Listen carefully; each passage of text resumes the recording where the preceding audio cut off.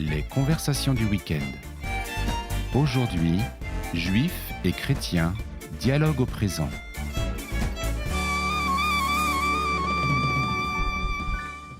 Bonjour à toutes et à tous, bienvenue sur KTO Radio. Ce matin, nous sommes très heureux de vous retrouver aujourd'hui pour un nouveau dialogue au présent entre juifs et chrétiens.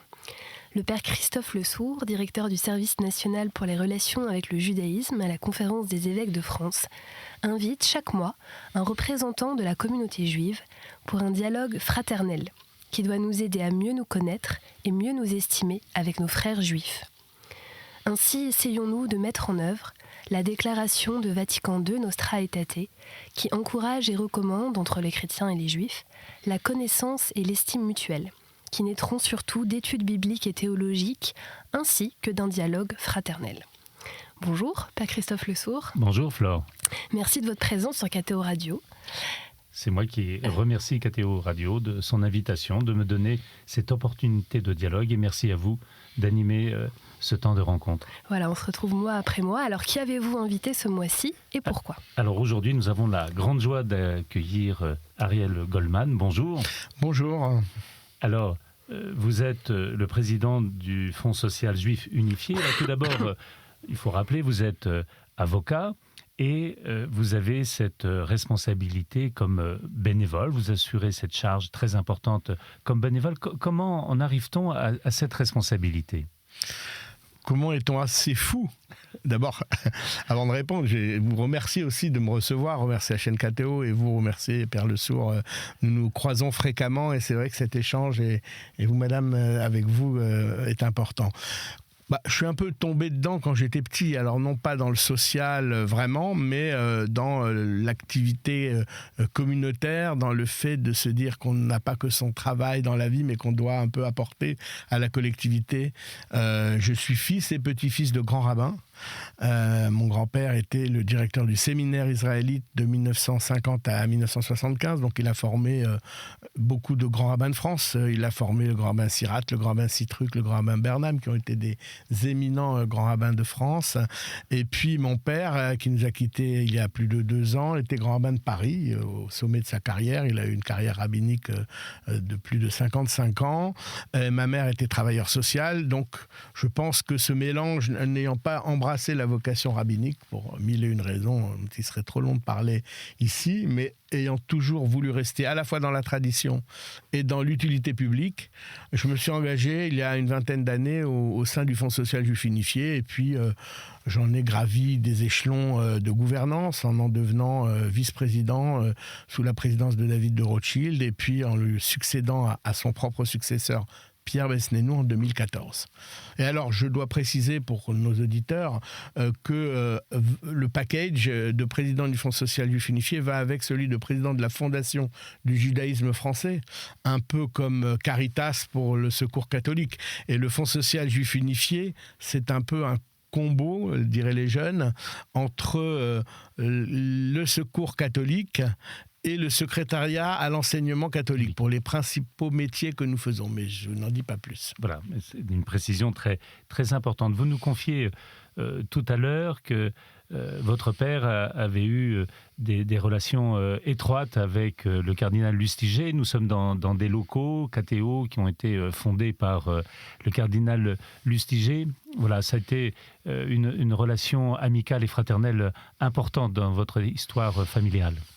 Oui, et avant Monseigneur Lustiger, moi je suis un peu un enfant, vous parliez de Nostra Aetate, je suis né en 63, je suis un peu un enfant de Nostra Aetate, à telle enseigne que ce grand-père, le grand rabbin Chili et mon père ont été des membres actifs des amitiés judéo-chrétiennes dans les années 60-70, et que nous recevions à notre table le père Braun, le père Riquet, et donc j'ai toujours finalement vu en application cette proposition de Nostra Aetate d'échanger fraternellement. Et c'était dans des repas de Shabbat, donc nous recevions le Père Braun, c'est des souvenirs d'enfance, mais qui me remontent, et effectivement, il se trouve que mon père est devenu grand rabbin de Paris en 1980, donc pratiquement en même temps que Jean-Marie Lustiger est devenu archevêque de Paris, et que très vite, ils ont eu des relations de proximité, de fraternité, avec des souvenirs communs d'enfants cachés pendant la guerre, et évidemment des parcours complètement divergents, l'un étant resté dans sa foi d'origine, si je puis dire, mon père, mais n'ayant pas eu le même parcours de malheur que celui de Jean-Marie Lustiger par rapport à sa maman et toute l'histoire qu'on connaît, mais ils se retrouvaient dans bien des situations et ils étaient très complices jusqu'à la fin de la vie de Jean-Marie Lustiger.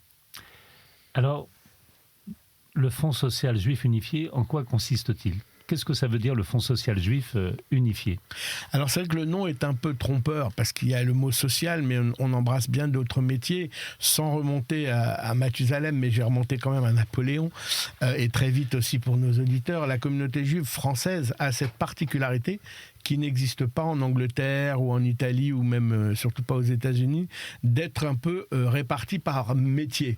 Alors à l'origine de l'organisation du culte, on a le consistoire, que vous connaissez bien, créé par Napoléon en 1808, qui organise le culte avec l'état des personnes, avec les règles d'alimentation, les rites funéraires, la formation des rabbins. Et puis nous avons le CRIF, qui naît pendant la Résistance en 1943, qui est un peu la voix politique de la communauté juive.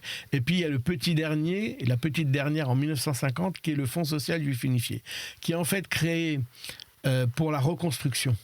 La reconstruction d'après la Shoah, des reconstructions de structures, de reconstruction de personnes aussi, parce qu'il faut accueillir tous ces réfugiés qui reviennent sans rien, ces enfants qui reviennent sans parents. On a tous en mémoire Elie Wiesel, qui a été abrité à Lozé. Eh bien, Lozé fait partie de notre fédération. Le Fonds social juif unifié, c'est une fédération d'associations qui a été créée au départ exclusivement dans le domaine du social.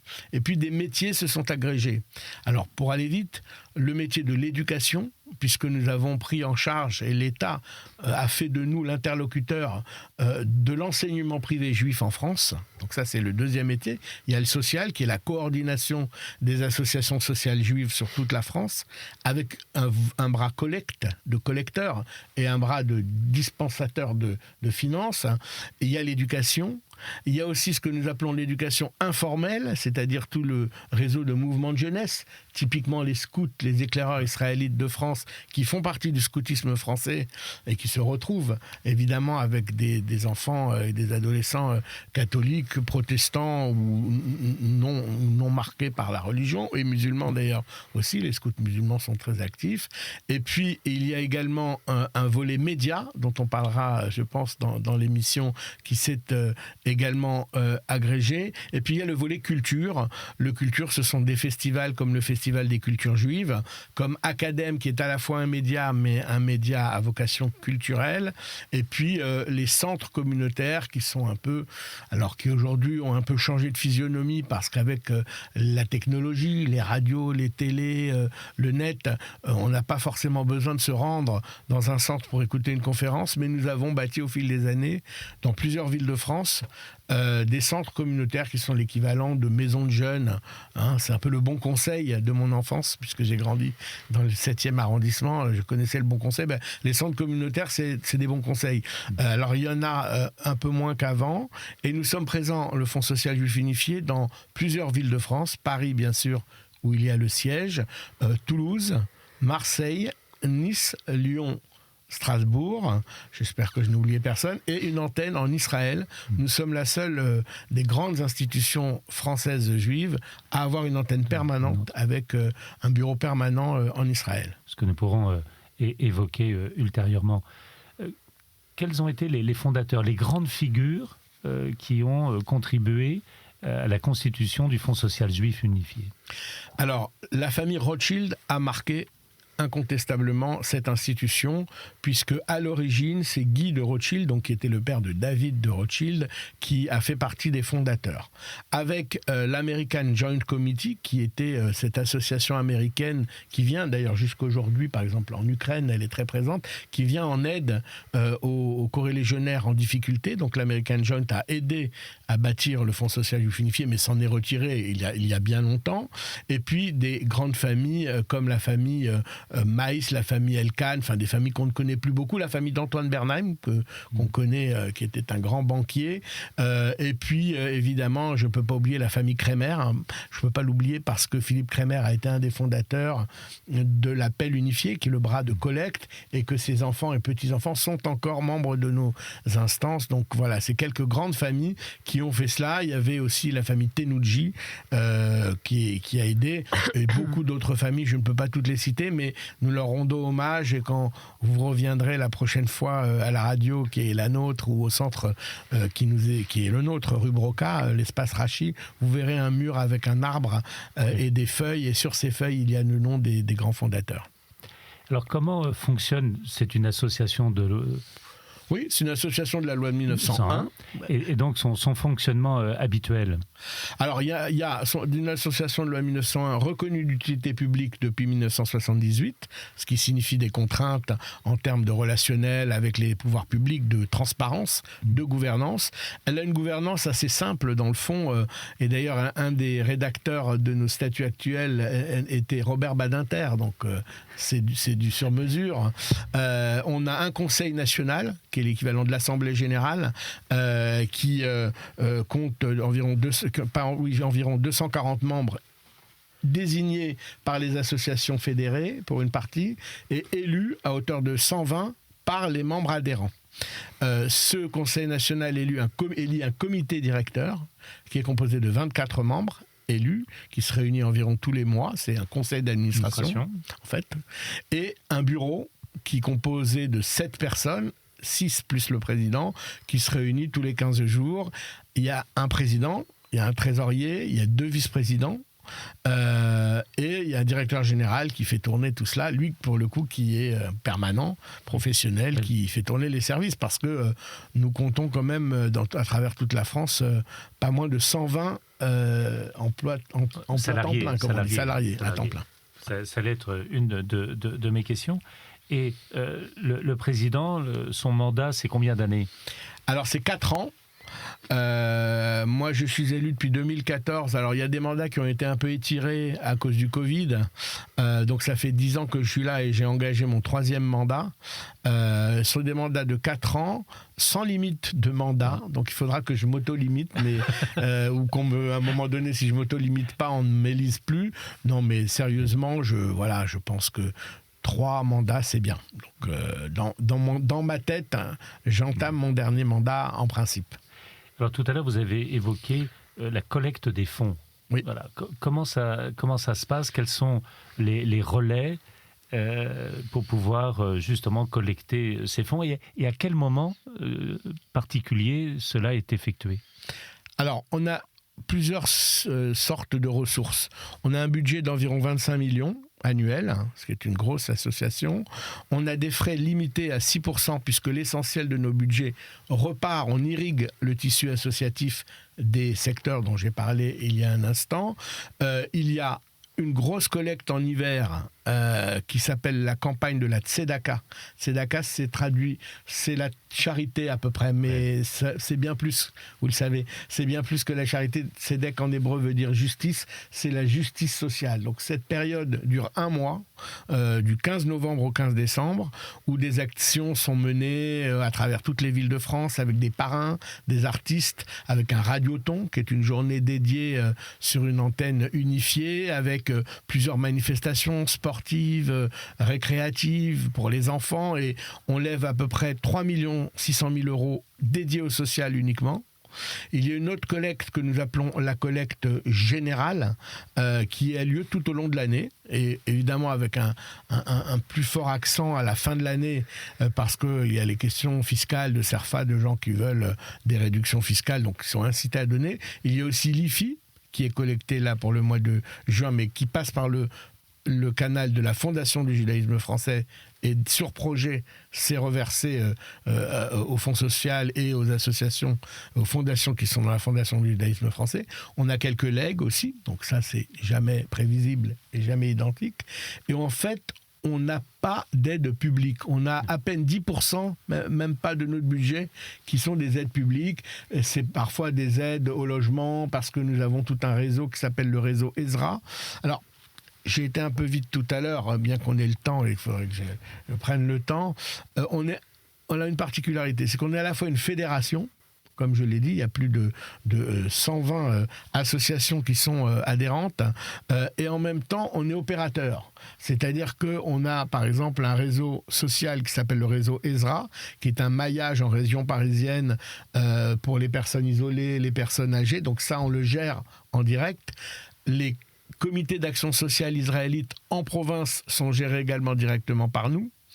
On a une activité qui s'appelle Passerelle, qui est dédiée aux survivants de la Shoah et aux enfants cachés, qui est dirigée exactement par nous-mêmes, on est opérateur là-dessus. Academ, la radio, on en parlera, on est opérateur. Et puis il y a beaucoup d'autres domaines, notamment les écoles, les mouvements de jeunesse et les centres culturels et toute la vie culturelle, où nous sommes des fédérateurs. Une fédération. Et donc là, c'est plutôt un regroupement avec beaucoup d'activités tout au long de l'année qui peut être culturelles. On a terminé il y a quelques jours le Diasporama, qui est le festival du cinéma juif, qui s'est terminé avec des prix au Centre Rachi. Voilà un peu la vie que nous essayons de faire mener à cette institution.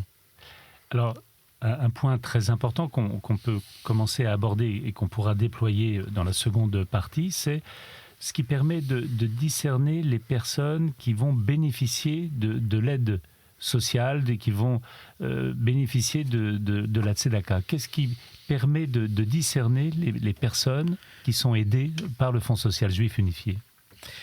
Je me suis trompé tout à l'heure, je vous ai dit qu'on avait 120 associations adhérentes, on en a 350. Les 120, c'était les 120 en temps plein. Pour répondre directement à votre question, d'abord, en matière de transparence, nous sommes labellisés IDEAS. IDEAS, c'est un label qui est conféré par un groupement qui regroupe l'Ordre des experts comptables national, l'Ordre des commissaires aux comptes, le BNP Paribas et la Caisse des dépôts et consignations.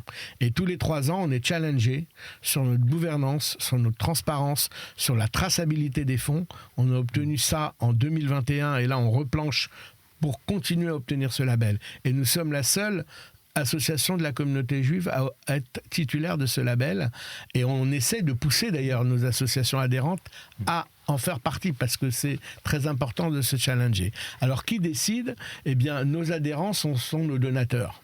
Et donc nous avons des conseils d'orientation budgétaire, les COB, qui décident, et c'est souvent des arbitrages très difficiles qui sont in fine arbitrés par le comité directeur et le bureau, qui décident en fonction des régions, en fonction des besoins, l'allocation des fonds. Tout ça est supervisé évidemment par des commissaires aux comptes qui planchent, et donc c'est sous la responsabilité de nos propres donateurs que nous distribuons les fonds, et ce ne sont pas 1 ou 2 personnes dans un bureau qui font ça au doigt mouillé. Alors nous allons marquer une première pause musicale avec un choix que vous avez fait, Ariel Goldman, d'un chanteur dont vous partagez le nom. Alors je ne sais pas s'il y a C'est une simple un lien. homonymie, on a déjà vérifié et nous ne sommes pas en famille. Alors est-ce que vous pouvez juste nous dire peut-être pourquoi vous avez choisi cette chanson ? Oui, d'abord parce qu'effectivement c'est un chanteur français donc très c'est Jean-Jacques populaire, Goldman, pour ceux qui n'auraient pas... qui est toujours en tête du hit parade des personnalités préférées des Français, et que il a une histoire particulière, mais surtout cette chanson qui évoque à la fois évidemment la Shoah, dont j'ai expliqué tout à l'heure pourquoi elle m'avait marqué, et puis qui évoque en même temps ce Yiddishland, ces terres perdues pour les Juifs qui vivaient en Europe de l'Est avant la guerre. Alors aujourd'hui, les choses sont reconstruites d'une manière différente. Il y a des communautés juives fortes en Pologne, en Ukraine, même en Russie, mais cette chanson, par sa mélancolie, me rappelle finalement sur quoi nous nous sommes reconstruits, ce que nous portons en nous. Et puis je parlais de mon père, il faut aussi que je parle de ma mère, qui n'est plus non plus de ce monde, mais elle a été cachée pendant la guerre, par une femme formidable qui est juste parmi les nations, Jeanne Brousse, qui était aussi comme une membre de notre famille, une catholique fervente et pratiquante, et qui jusqu'à la fin de sa vie, elle est morte à 96 ans, dans la région d'Annecy, a fait le tour des lycées, des écoles, pour raconter comment, et on a cité son nom l'autre jour au ministère de l'Intérieur, puisqu'elle était agent du ministère de l'Intérieur, elle avait 20 ans, elle était agent de préfecture et elle a pris sur elle de fournir des faux papiers d'identité à ma mère et ses sœurs. Et donc voilà, cette chanson qui va passer maintenant me rappelle tout cela et m'émeut à chaque fois. Et on se retrouve juste après la pause avec Christophe Le Sourd et son invité Ariel Goldman. Et crever le silence quand c'est à toi que je pense. Je suis loin de tes mains, loin de toi, loin des tiens, et tout ça n'a pas d'importance. Je connais pas ta maison, ni ta ville, ni ton nom. Pauvre, riche ou bâtard, blanc ou noir, bizarre, je reconnais ton regard. Et tu cherches une image et tu cherches un endroit où je dérive parfois. Tu es de ma famille, de mon ordre et de mon rang. Celle que j'ai choisie, celle que je ressens dans cette armée de simples gens. Tu es de ma famille, bien plus que celle du sang. Des poignées de secondes dans cet étrange monde, qu'il te protège si longtemps.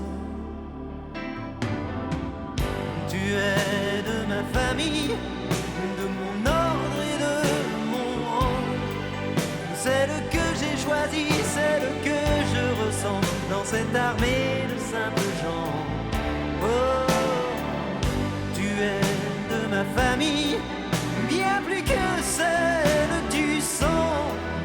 Des poignées de secondes dans cet étrange monde,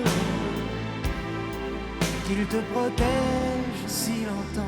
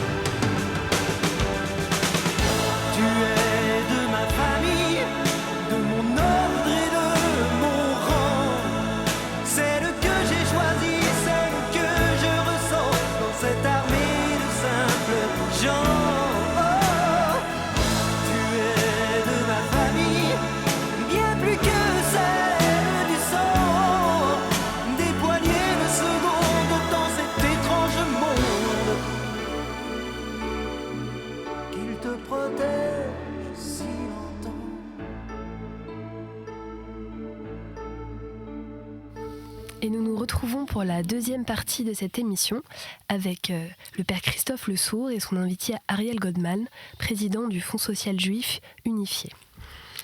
Ariel Goldman, vous avez choisi la chanson que nous venons d'écouter et merci beaucoup. Christophe, de quoi allons-nous parler dans cette seconde partie ? Alors si nous pouvions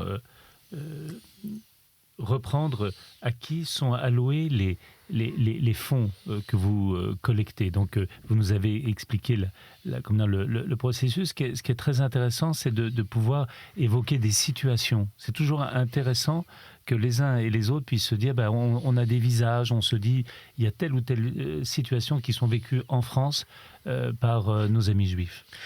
C'est vrai. On a souvent l'image, et le cliché d'ailleurs, qui n'est pas forcément négatif. Enfin, il est négatif parfois, mais il est parfois réel aussi. On a le cliché d'une communauté florissante où tout le monde a ce qu'il lui faut, etc. Or, malheureusement, la communauté juive n'échappe pas au destin de la communauté nationale. Et elle est assez riche. et l'assez pauvre. Et heureusement, nous avons cette solidarité qui fait notre force, qui est connue dans le monde entier, qui est parfois remarquée, relevée. Et c'est vrai que nous essayons d'aller au plus près. Alors, il y a une des règles de Maïmonide, le grand penseur, pour dispenser la charité, qui veut que celui qui donne ne sait pas à qui il va donner, et ça c'est l'ultime but, et celui qui reçoit ne sait pas de qui il reçoit. Ça, c'est en termes de personnes physiques. Bien entendu, en termes de personnes morales, c'est un peu différent. Donc nous donnons à des associations, nous donnons rarement en direct. Il y a des cas pour les bourses cantines que nous donnons aux enfants qui ne peuvent pas se payer la cantine dans les écoles juives, où nous donnons aux écoles directement, et nous savons à la fin à quelle famille cela va, mais en général, nous donnons à des associations. Pour prendre quelques chiffres, et je vais revenir au cas particulier, sur notre budget, nous donnons à 43% dans la solidarité, 19% pour la protection et la prévention des risques civils, c'est-à-dire des situations de précarité, de logement, d'expulsion, ça c'est 19%, 14% c'est la culture, 10% c'est les médias, 7% c'est la jeunesse, et 7% c'est l'éducation, puisqu'il y a chez nous l'éducation formelle, les écoles, les lycées, et l'éducation informelle, les mouvements de jeunesse dont je parlais tout à l'heure. Alors, c'est vrai que c'est toujours un crève-cœur de se dire, cette année, ma collecte va être moins bonne, à qui vais-je dire non ? Est-ce que je vais aider moins de personnes âgées handicapées à pouvoir accueillir des aides ménagères que je financerai en partie ? Est-ce que je vais supprimer des bourses cantines à des enfants pour lesquels c'est parfois le seul repas chaud de la journée? Est-ce que je vais priver les enfants de colonies, puisque nous avons les bourses colonies, et donc de vacances pour toute une année? Donc c'est ces arbitrages qui sont très difficiles à faire. Alors moi, à ma place, je fais des grands arbitrages de masse, mais évidemment, chaque responsable de service et chaque élu et chaque bénévole qui est en charge de ces comités d'orientation budgétaire, va faire ces arbitrages, et à la fin, on a le résultat des dons. Cet arbitrage se fait, je dois le dire, au niveau du siège pour Paris et région parisienne, mais se fait au niveau de chaque région ensuite, puisque chaque comité directeur est dupliqué en région. C'est pas un truc très très vertical. C'est-à-dire qu'on a une grande autonomie de nos délégations régionales. Et donc pour Strasbourg Grand Est, le comité directeur de Strasbourg Grand Est mettra peut-être plus l'accent sur les écoles, alors que le comité directeur de Lyon-Rhône-Alpes mettra peut-être plus l'accent sur la précarité et les personnes âgées. On a aussi une sociologie à respecter, qui est particulière dans la communauté. Il y a des communautés plus vieillissantes que d'autres. On sait que la ville de Nice abritait une grosse communauté, mais c'est plutôt vieillissant. Que Marseille, Paris, c'est jeune. Il y a beaucoup d'écoles, beaucoup d'enfants. Donc on tient compte de ces paramètres, de sociologie de la communauté juive, même si évidemment on les traite de façon un petit peu impressionniste, puisqu'il n'y a pas de chiffres réels et fondés sur la communauté juive. On ne peut pas dire il y a tant de juifs dans telle ville. Il n'y a pas évidemment de classification ou de recensement de cette nature dans notre pays, et c'est heureux. Alors à plusieurs reprises, vous avez évoqué les écoles. Donc est-ce qu'on peut dire le nombre d'écoles, comment elles sont fondées, comment elles sont créées, comment ça se passe? Alors, je fais une petite marche arrière sur le social, parce que c'est très important, et d'ailleurs pas que le social, mais principalement, nous sommes vraiment ouverts à tous. C'est-à-dire que nous avons ouvert des épiceries sociales, des librairies sociales, nous aidons dans les réseaux, et nous ne demandons jamais l'appartenance aux personnes. Donc, nous sommes ouverts, pas seulement sur le papier, mais dans la réalité. Et donc, une personne, quelle que soit son origine, sa couleur, son appartenance religieuse ou son athéisme, sera servie de la même manière dans une épicerie sociale ou dans un comité d'action sociale ou dans une association d'enfants en difficulté. Et c'est très très important de le relever, surtout par les temps qui courent. Et pour répondre maintenant évidemment à votre question sur les écoles, l'histoire de l'école juive est assez récente. Elle n'a pas du tout de comparaison possible avec celle de l'enseignement catholique, puisque au lendemain de la guerre, je crois qu'il y avait 4 ou 5 écoles juives en France. Et puis, dans les années 80, il y a eu un essor. Pour 2 raisons. D'abord, parce qu'il y avait le grand rabbin Sirat qui a poussé, qui a estimé qu'il fallait que les enfants connaissent mieux leurs racines, connaissent mieux l'hébreu, mais que pour qu'ils le fassent, il fallait des structures accueillantes. Donc, des mécènes ont pris sur eux de construire des écoles. Souvent, on me demande, mais comment avez-vous réussi à avoir autant d'écoles ? On a levé des fonds pour construire des écoles. Ce sont des écoles privées, sous contrat pour beaucoup, à 90%, mais pas seulement. Il y a 199 réseaux d'écoles en France. Il y a 35 000 enfants en école juive. Répartis sur toute la France. Évidemment, Paris et région parisienne sont la majorité, après la moitié, un peu plus de la moitié, mais il y a évidemment les autres grandes villes, particulièrement Lyon et Marseille, qui aussi bénéficient, ont des écoles. Alors quand j'ai dit école, ça va de la maternelle à la terminale.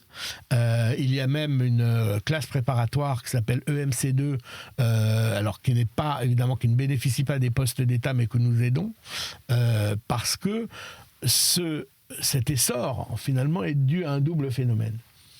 Le phénomène de l'antisémitisme dans les lycées publics, j'en parlerai après, mais ce n'est pas le plus important pour la multiplication des écoles juives et des candidatures dans les écoles juives.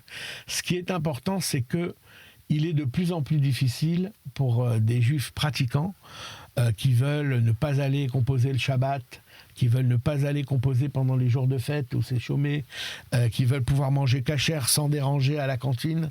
On ne demande jamais de repas cachère dans une école laïque. J'ai jamais entendu ce cas-là. De même qu'un enfant juif qui veut mettre sa kippa ne va pas le demander dans un lycée. Il va aller, ses parents vont l'inscrire dans une école confessionnelle où c'est possible.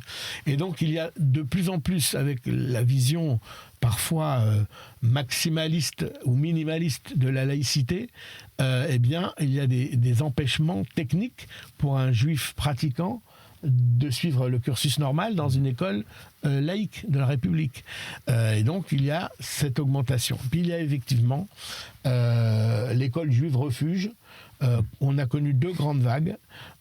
Curieusement, d'ailleurs, une vague après Toulouse en 2012, où on aurait pu imaginer que les parents aient peur de mettre leurs enfants dans des écoles dont une avait été tellement meurtrie, celle d'Ozaratora à Toulouse. Ben non, il y a eu un engouement. Après 2015 aussi, après l'attentat d'Hypercacher, un engouement. Et après le 7 octobre aussi, un engouement avec des fortes listes d'attente. Je pense que c'est lié aussi au fait que nos écoles sont particulièrement sécurisées, particulièrement bien sécurisées. Et je dis toujours, moi quand j'amenais mon fils à l'école, ils sont grands maintenant, mais j'ai toujours essayé de les amener le matin à l'école, et quand je voyais les policiers, les CRS ou les militaires de sentinelle devant l'école, je me disais, quelle chance, ils sont bien protégés. Et puis quand j'arrivais au feu rouge et que je voyais dans le rétroviseur, je me disais, mais mon Dieu, pourquoi mes enfants ont-ils besoin d'être dans une école bunkérisée et protégée ? C'est un peu le paradoxe que nous vivons. En tout cas, il y a 199 réseaux d'écoles juives. 90% sont sous contrat d'association avec l'État. C'est la loi Debré, comme les écoles catholiques, c'est-à-dire qu'elles doivent se conformer évidemment au programme de l'éducation nationale, qu'elles sont soumises à inspection, qu'elles ont les droits et obligations de toutes les écoles privées sous contrat, selon la loi Debré.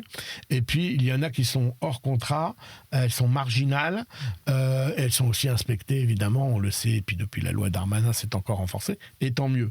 Il y a évidemment, nous respectons le calendrier laïque pour les fêtes, donc l'école juive est fermée à Noël et fermée à Pâques, et évidemment, elle aménage parfois les vacances de février ou d'autres pour suivre le même nombre de jours et pouvoir fermer aux fêtes juives qui sont chômées, notamment aux alentours des grandes fêtes de Rosh Hashanah, Kippour et Sukkot qui sont en septembre et qui mangent des jours de travail. Donc il faut rattraper le temps perdu sur le travail scolaire.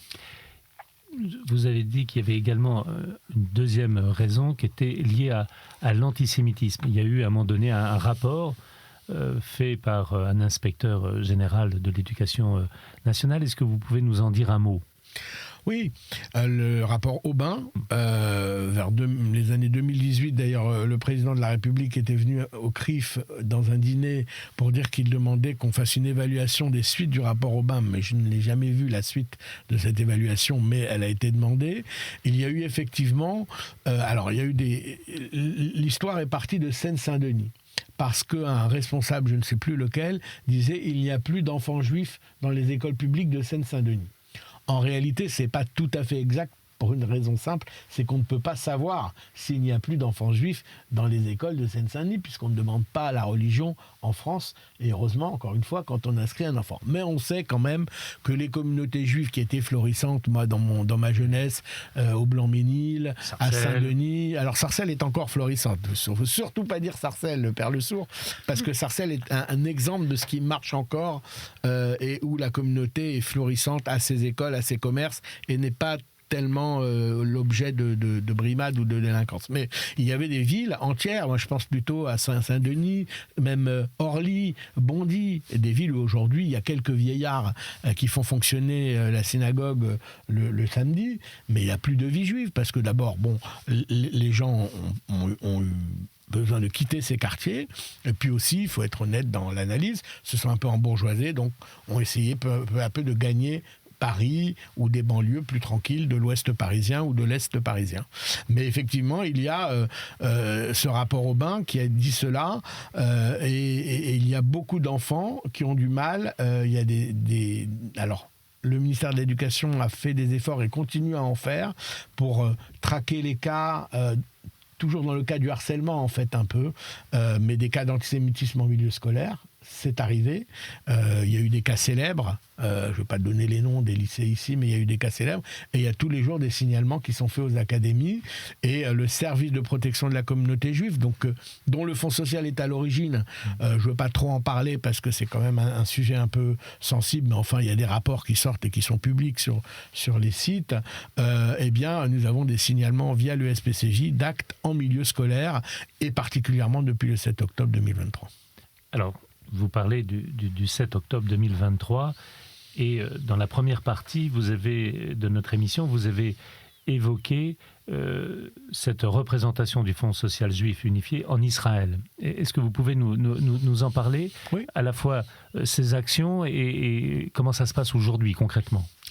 Alors, en fait, la délégation du Fonds social en Israël est bien antérieure au 7 octobre 2023. Il s'est trouvé que beaucoup de Juifs commençant à faire leur aliyah, c'est-à-dire partir habiter en Israël, beaucoup de donateurs ayant ciblé des projets humanitaires, associatifs, francophones en Israël, nous estimions que nous avions besoin d'une expertise sur place, à la fois pour aider les francophones qui arrivent en Israël et qui sont parfois un peu perdus, parce qu'il ne faut pas croire que Israël est un jardin de roses. Quand un Français juif arrive en Israël pour faire son aliyah, il est un immigré. Alors il est un immigré mieux accueilli que dans d'autres pays, que d'autres immigrés dans d'autres pays, parce que le projet sioniste est de faire venir en Israël le maximum de juifs de la diaspora. Mais les Français juifs en Israël rencontrent des difficultés et restent toujours attachés à leur langue, leur culture d'origine. Et notre délégué sur place, je donne un exemple très concret, vous parliez de concret tout à l'heure, lorsqu'il y a eu la période de Covid en 2021, le gouvernement avait décidé d'allouer à tous les Français de l'étranger des aides pour ceux qui ne pouvaient plus travailler, qui ne pouvaient plus voyager non plus. Alors l'ambassade de France à l'époque, dont l'ambassadeur était Éric Danon, que vous connaissez, avait reçu une enveloppe, je pense, de 140 000 ou 150 000 euros, mais n'avait pas les moyens, la data, pour redistribuer aux francophones. Eh bien, c'est le Fonds social, c'est ma déléguée qui a instruit les dossiers. Évidemment, les fonds étaient sous la responsabilité de l'ambassade et des consulats, mais c'est nous qui avions instruit. Et nous continuons, nous sommes saisis souvent de difficultés de familles francophones, nous essayons de les orienter. Et puis, il y a l'expertise sur des projets.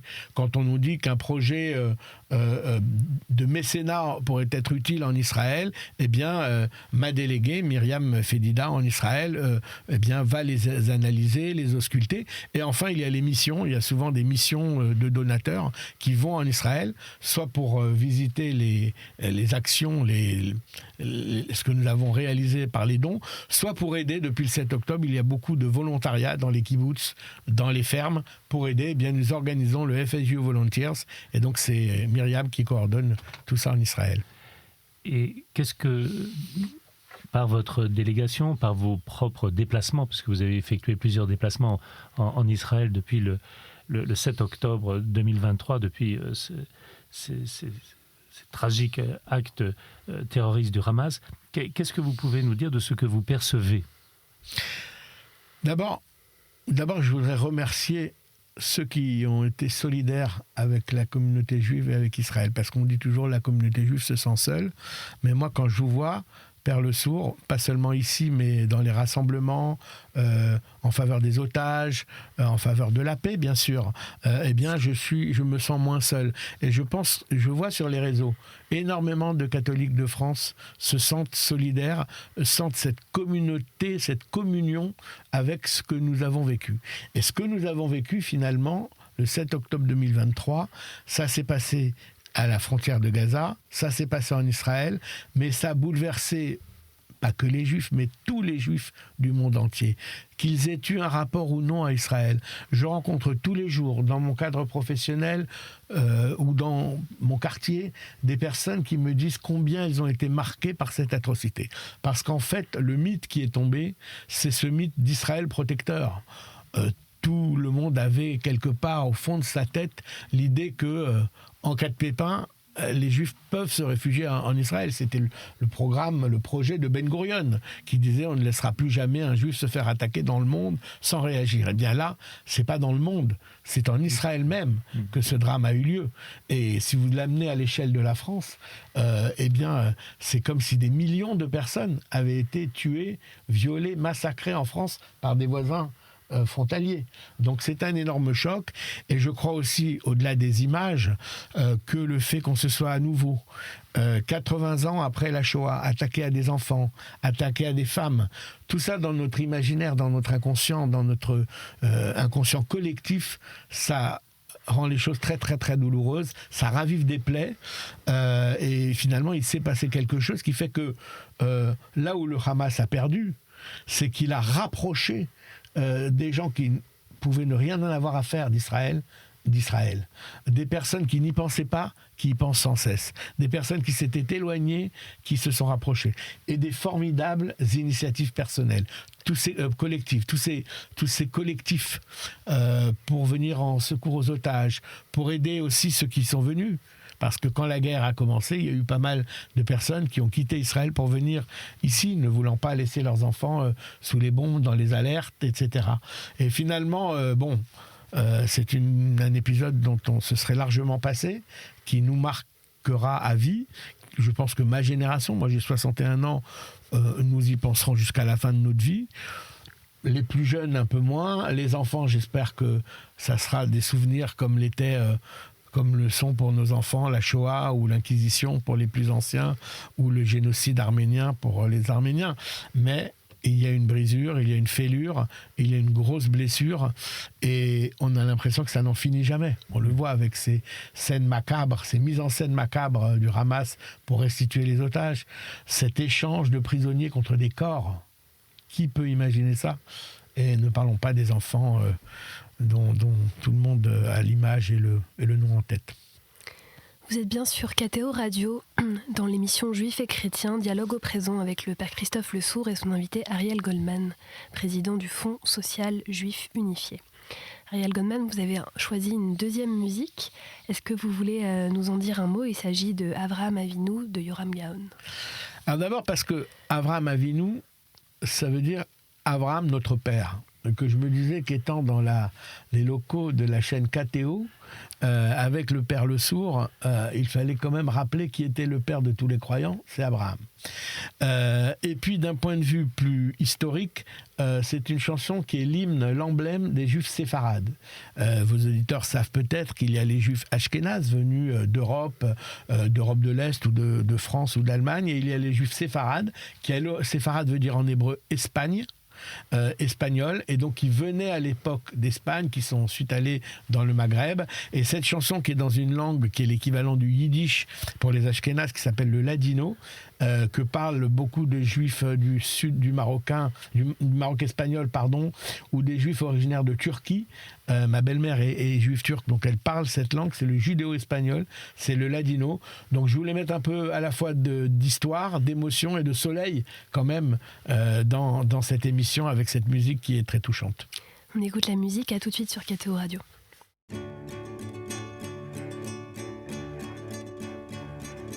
Quando la re Nimrod dal campo salía, miraba en el cielo y en la estrella, vido luz santa en la judería, que había de nacer Abraham Avinu.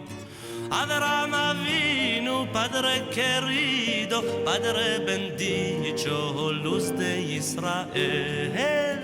Abraham Avinu, Padre querido, Padre bendicho, luz de Israel.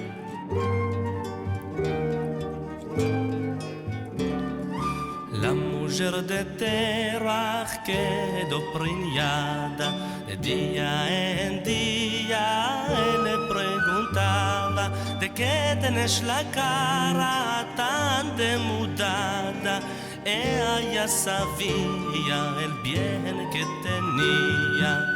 Abraham Avinu, Padre querido, Padre bendicho, luz de Israel. Abraham Avinu, Padre querido, Padre bendicho, luz de Israel.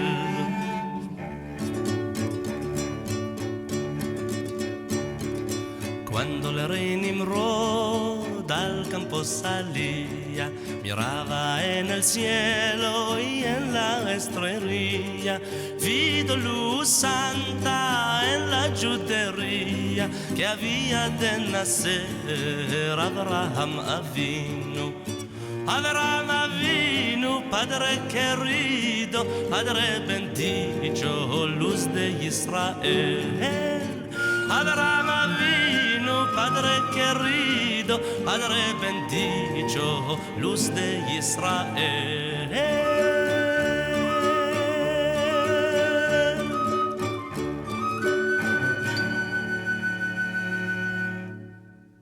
Vous êtes bien sur KTO Radio, dans notre émission Juifs et chrétiens, dialogue au présent, avec le Père Christophe Le Sourd et son invité Ariel Goldman, président du Fonds social juif unifié. Alors Père Christophe, pour cette dernière partie, cette fois-ci nous y sommes, de quoi avez-vous décidé de parler avec votre invité ? Alors, avec Ariel Goldman, ce serait formidable d'aborder un autre volet très important des activités du Fonds social juif unifié, à savoir le monde des médias, le monde de la communication. Oui, c'est vrai que le Fonds social juif unifié a toujours été à la pointe des médias, puisque nous avons un magazine qui s'appelle L'Arche, qui date pratiquement de 1950. On est en train de numériser tous les numéros, mais c'est vraiment des pépites. Donc c'est un magazine qui était mensuel et qui sort maintenant 6 fois par an, qui est de très bon niveau. Nous avons une radio qui s'appelle RCJ. Alors la fréquence juive à Paris est partagée en 3. Il y a Radio Shalom, Radio J et RCJ. Radio Communauté Juive, c'est celle du Fonds social juif unifié. Les deux sont sous forme de société et la nôtre est une radio associative. Et nous cohabitons sur la même fréquence qui est le 94.8. Je ne veux pas faire de mauvaise concurrence à KTO. On peut jongler. Et puis il y a aujourd'hui, on peut écouter la radio n'importe quand sur son mobile avec les applications. Et puis il y a Academ. Academ, en fait, c'est une plateforme en ligne qui a été créé en 2006 avec la Fondation pour la mémoire de la Shoah, avec l'aide, et c'est une coproduction, la FMS reste partenaire actif financièrement de la plateforme Academ. Ça a été créé par Monsieur Munich, qui était un des cadres du Fonds social, qui a eu cette idée géniale de se dire pourquoi se déplacer dans une synagogue ou dans un centre communautaire ou dans une école alors qu'on peut faire venir quelqu'un dans un studio qui va vous donner un cours de Talmud, de Torah. Et ça s'est étendu à la captation d'événements, ça s'est étendu à des cours sur, évidemment, ça peut aller de la politique israélienne, de la culture juive, de la cuisine juive, de la musique juive. Vous avez des heures d'écoute, d'enregistrement filmé, de films, c'est pas des enregistrements, et c'est un outil très performant. Malheureusement, il s'est trouvé que pratiquement la veille ou l'avant-veille du 7 octobre, le site a été hacké de façon incroyable. Je ne sais pas si ça a un lien ou pas de lien, mais en tout cas, on a été très très bouleversés parce que beaucoup de choses ont été un temps perdu, ça a été reconstruit et maintenant le site est performant. Alors, c'est AKADEM, le nom. Pour vous donner une idée, jusqu'au 14 octobre 2024, nous avions eu 464 500 visites. Ça veut dire que les gens sont allés voir un cours, un enseignement sur ce site. C'est réparti géographiquement. Évidemment, l'essentiel des visiteurs viennent de France. Il y a aussi des visiteurs d'Israël, des visiteurs de Belgique, des États-Unis, de Suisse, et puis autres, c'est évidemment le monde entier. Il y a toute une production qui est faite dans pas mal de domaines. Évidemment, depuis le 7 octobre, il y a beaucoup de discussions autour d'Israël, autour de la question théologique d'Israël, mais aussi de la question politique. Et puis il y a des cours qui ont été donnés par des penseurs comme Claude Rivlin qui ont été enregistrés pendant des heures. On est en train de ressortir tous les enregistrements de Manitou, Léon Ashkenazi, qui était un grand penseur, qui a fait beaucoup de conférences. Donc on est une plateforme en ligne et qui a un succès assez important. Et ce qu'on essaye de faire en s'améliorant, c'est d'en faire une sorte de plateforme à la Netflix où on pourrait, avant de monter dans son avion ou dans son train, télécharger des conférences ou des programmes et les regarder pendant son déplacement ou à la maison. Enfin voilà. Donc c'est vraiment un bel outil. C'est hébergé chez nous au centre Rachi, espace Guy de Rothschild, et c'est un outil très très appréciable avec des bons professionnels. Je vais citer leur nom quand même parce qu'ils font un travail incroyable, notamment Sigalit Lavon et Stéphane Bou et Ruben Honigman qui sont les porteurs de ce projet, parce que c'est vraiment un plein temps. Ils ont des studios un peu comme le vôtre, mais avec des caméras en plus et du mixage, etc. C'est un gros investissement que nous faisons avec la Fondation pour la mémoire de la Shoah, mais c'est très utile. Alors, pour fréquenter de manière assez assidue Academ, ce qui, comme vous l'avez évoqué, c'est premièrement, on peut tout trouver. Voilà, c'est aussi bien les commentaires par achat, oui, etc., que les recettes de cuisine. Mais ce qui est très frappant aussi, c'est que c'est tous les courants du judaïsme français qui sont représentés. Absolument. Vous avez raison de le dire, ça me paraît tellement évident parce que je baigne là-dedans, mais vous avez raison de le signaler. Aujourd'hui, on est dans un monde clivé, quels que soient les cercles sociaux ou les religions, les gens sont un peu dans des chapelles, et nous essayons d'ouvrir. Et effectivement, cette ouverture, elle passe par plusieurs endroits. Il y a effectivement Academ, où nous pouvons faire parler une femme rabbin, aussi bien que le grand rabbin de France, qu'un grand rabbin israélien strictement orthodoxe. Tous les courants ont droit à la parole, ont droit d'exprimer leur vision des textes ou leur vision du judaïsme. Et puis, nous élargissons le judaïsme. Le judaïsme, ce n'est pas que le culte, c'est un mode de vie, dit-on souvent. Eh bien, ce mode de vie doit pouvoir intéresser tous ceux qui le veulent, juifs ou non juifs.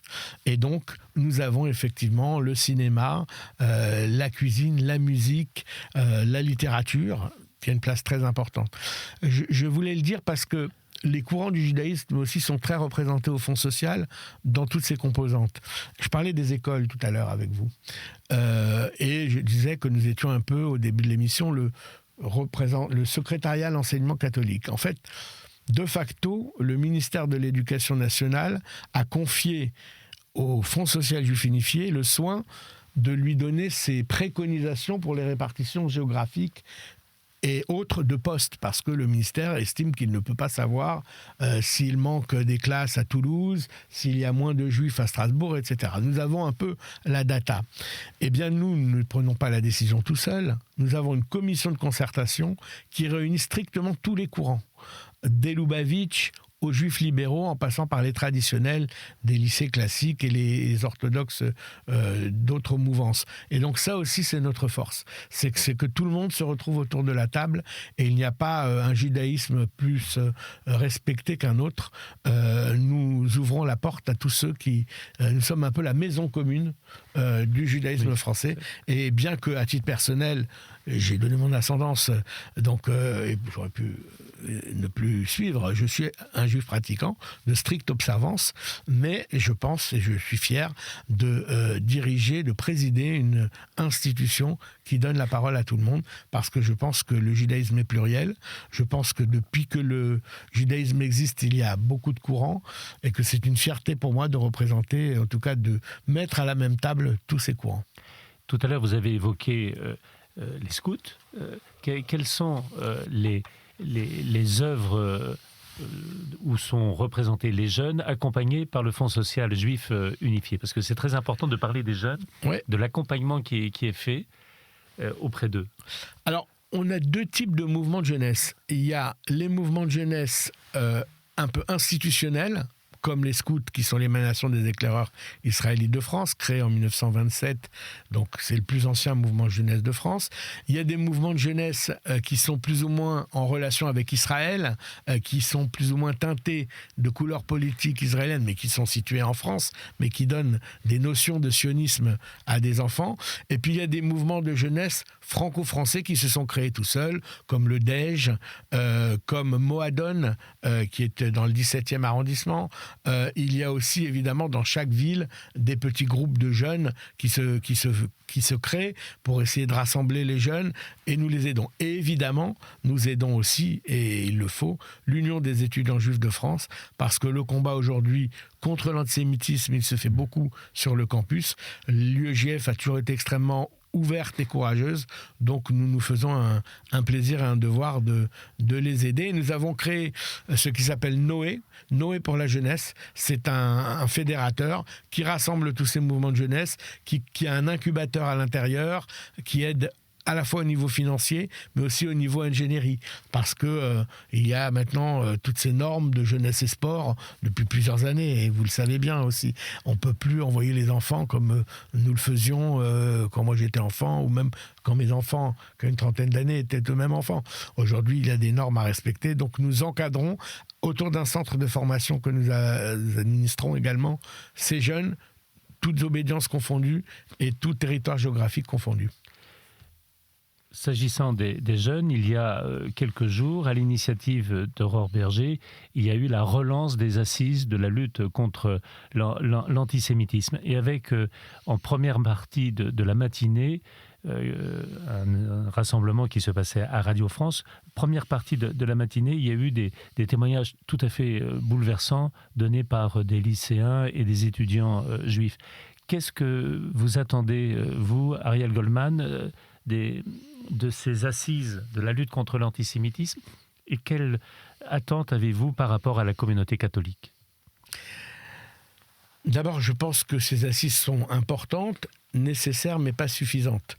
Gérard Larcher avait dit au moment de la marche en novembre 2023, après la marche, il faut qu'il y ait des démarches. Et donc, il faut qu'il y ait, au niveau de l'éducation nationale, du ministère de l'Enseignement supérieur, eh bien, qu'il faut qu'il y ait des actions concrètes de recensement et de traitement des actes antisémites, d'exclusion des enfants qui se rendent coupables, parce que c'est un délit, l'antisémitisme. C'est un délit comme voler ou comme blesser.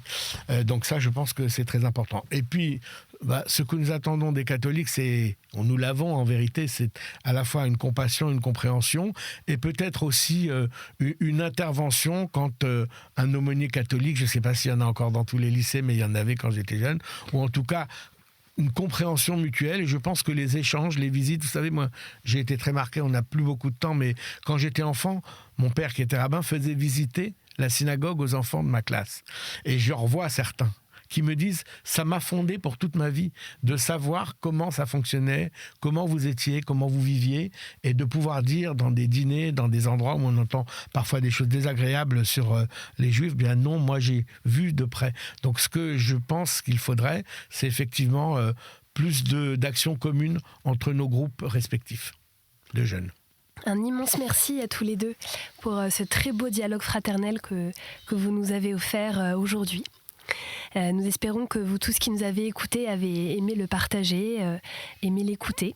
Et nous vous retrouvons, nous vous donnons rendez-vous le mois prochain, toujours avec le Père Christophe Le Sourd et un nouvel invité, représentant de la communauté juive, pour toujours mieux nous connaître et mieux nous estimer. À très bientôt sur KTO Radio. Les conversations du week-end. Aujourd'hui, Juifs et chrétiens, dialogue au présent.